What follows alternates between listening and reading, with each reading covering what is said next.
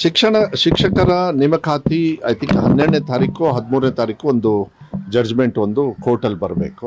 ಅದು ಏನೇ ಆದ್ರೂ ಕೂಡ 6% ಮಾತ್ರ ಕ್ವೆಶ್ಚನ್ ಇರೋದು. ಅದು ಆ 6% ಬಿಟ್ಟು ನೇಮಕಾತಿನ ಎಲ್ಲ ಕಡೆನೂ ನಾವು ಮಾಡ್ಬೋದು ಅಂತ ಬರೀ ಶಿಕ್ಷಣ ಇಲಾಖೆ ಅಲ್ಲ, ಕರ್ನಾಟಕ ರಾಜ್ಯದಲ್ಲಿ ಎಲ್ಲ ಇಲಾಖೆಯಲ್ಲೂ ಕೂಡ ಮಾಡಬೇಕಂತ ಮೊನ್ನೆ ಮುಖ್ಯಮಂತ್ರಿಗಳು ಹೇಳಿದ್ದಾರೆ.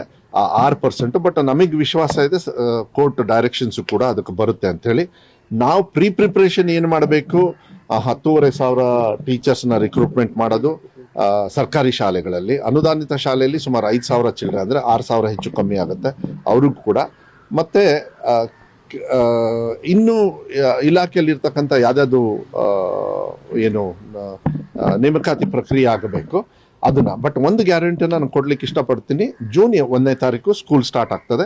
ಅಷ್ಟರೊಳಗೆ ಎಲ್ಲ ಶಿಕ್ಷಕರ ನೇಮಕಾತಿಯನ್ನ ಪ್ರೋಸೆಸ್ನ ನಾವು ಮುಗಿಸ್ಬೇಕು ಅಂತೇಳಿ ನಾನು ನಮ್ಮ ಇಲಾಖೆಗೆ ಟಾರ್ಗೆಟ್ ಕೊಟ್ಟಿದ್ದೀನಿ. ಅದು ಮೋಸ್ಟ್ಲಿ ಈಗ ಫೆಬ್ರವರಿ 12-13ನೇ ತಾರೀಕು ಮೇಲೆ ಆ ಪ್ರೋಸೆಸ್ ಸ್ಟಾರ್ಟ್ ಆದರೆ ಒಂದು 3-4 ಮಂತ್ಸಿಗೆ ಕಂಪ್ಲೀಟ್ಲಿ ಮುಗಿಯುತ್ತೆ ಅಂತಕ್ಕಂಥದ್ದು ವಿಶ್ವಾಸ 100ಕ್ಕೆ 100 ಇರ್ತದೆ. ಸೊ ಶಿಕ್ಷಕರು ನೇಮಕಾತಿಯನ್ನು ಆಗಲೇ 13,000 ಜನರು ತಗೊಂಡು ಟೀಚರ್ಸ್ನ ನಮ್ಮ ಸರ್ಕಾರ ಬಂದ ಮೇಲೆ ಆಗಲೇ physically they are already teaching there.